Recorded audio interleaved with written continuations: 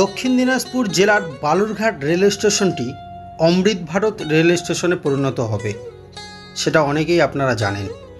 এই অমৃত Bharat rail station হওয়ার কারণে রেল স্টেশনের অনেক কাজ কিন্তু শুরু হয়েছে। এর আগের ভিডিওতে আমি কিছুটা দেখিয়েছি, আজকে আবার কিছুটা দেখাবো।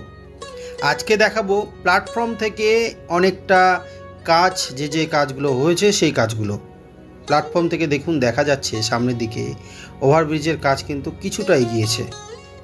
অনেকগুলো রেল লাইন হয়েছে, যেখানে সাফাইয়ের জন্য আলাদা জায়গা তৈরি করা হয়েছে এবং ট্রেন দাঁড়িয়ে আছে সাফাইয়ের জন্য। সামনে দেখুন শেড, নতুন নতুন শেড দেওয়া হয়েছে প্ল্যাটফর্মে, আবারও শেডের কাজ চলছে অলরেডি। আর ওভারব্রিজের কাজ, এক লাইন থেকে অন্য লাইনে পার হওয়ার জন্য যে ওভারব্রিজের কাজ, সেটাও কিন্তু অনেকটা এগিয়েছে। সিঁড়ির কাজ হয়ে গেছে, সিঁড়ির উপরের যে ছাউনি সেটার স্ট্রাকচার হয়ে গেছে। সকালবেলা খুব ভালো লাগছিল দেখতে। সামনের দিক থেকে হাইওয়ে 4 লেন তৈরি করা হয়ে গেছে কিছুটা, আবার কিছুটা কাজ চলছে।